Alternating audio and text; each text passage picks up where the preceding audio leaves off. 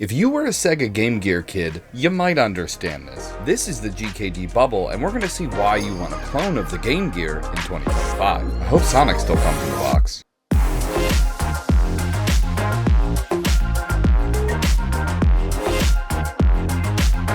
And remember, we're giving a Trim UI brick away at the end of January, which is today. To be considered, subscribe to this channel and the LIT NXT giveaway channel down below. So first, we're going to look at a little bit of history. Sega created the Game Gear in 1990 to compete with Nintendo's Game Boy in a handheld gaming market. It featured a full-color backlit screen, which was a significant advantage over the Game Boy's monochrome display. Aiming to attract gamers with a more visually engaging experience, Sega also wanted to leverage their popular arcade and console franchises, like Sonic the Hedgehog, to draw attention to the device. So that leads us with today, which I was personally a Game Boy Color kid, and the Sega Game Gear was just a little bit before my time. But this doesn't mean we can't look at the new hardware that we have and see why we might want a clone of the Game Gear now. And what we have here is a 3.5-inch 680 by 480 resolution screen, 4,000 milliamp hours worth of battery, Wi-Fi, and Bluetooth. We also on the front of the device have a circular D-pad that is squishy, 2 switch-style joysticks that are sunken into the device and are clicky, 2 start and select buttons that are very clicky,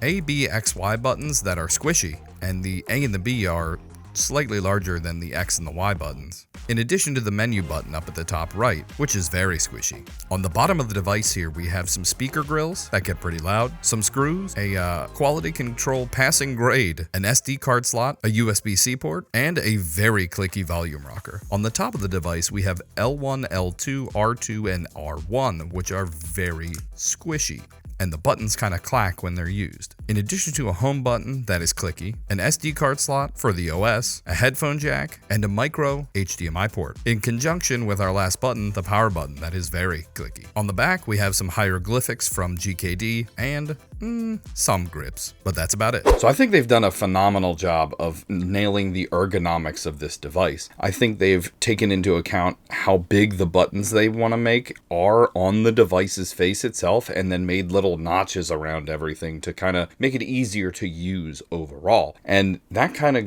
harkens back to the original Game Gear looks too, with the bezels on the screen and all that kind of stuff. But it does leave a few things to be wondered about, which is the software and what the original Game Gear software was and what the clone or the GKD Bubble is today. So let's start out with the Sega Game Gear. The software library included a mix of ports from Sega's Master System and original titles designed to showcase its color screen and hardware capabilities. Popular franchises like Sonic the Hedgehog, Shinobi, and Columns featured prominently alongside a range of third-party games. And this is no difference from the GKD Bubble here. And what we have here is a Linux-based operating system that GKD has set up pretty well. I like the overlay that they have, and I like how all the icons look on the screen here. And it's very simple. You select your system and then go into your games.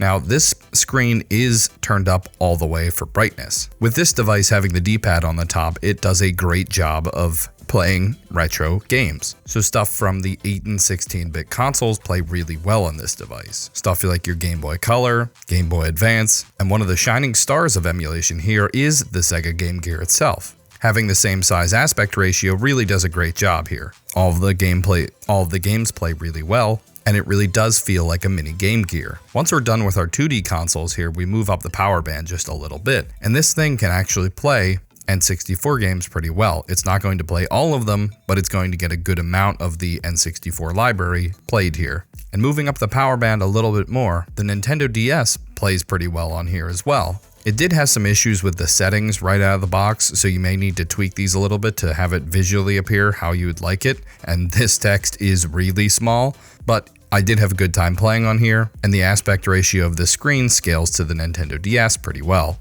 And we cap out on power at the top with the PSP. Now, you're not going to play all of the PSP games here, so this isn't going to play like your God of Wars, but you will be able to play a bunch of different PSP games that are a little bit less power. The standby and resume does really well, but this device does have slow charging, and I think the software package is a pretty good deal. So I think the software on this thing is actually pretty well done. I really like the UI that GKD's put together and launches with this thing. It's very visually pleasing and easy to just select your console and go right into it. Now, software is a big part of an experience on any sort of handheld, and this is kind of where SEGA had some issues back in the 90s. So let's go into the competition section and see why SEGA had issues with, some sales. The SEGA Game Gear's primary competition was the Nintendo Game Boy, which dominated the handheld gaming market with its affordability, long battery life, and extensive library of games. The competitors included the Atari Lynx, which also had a color screen but struggled with high cost and limited software, and the Turbo Express by NEC, a high-performance device that was even more expensive and niche.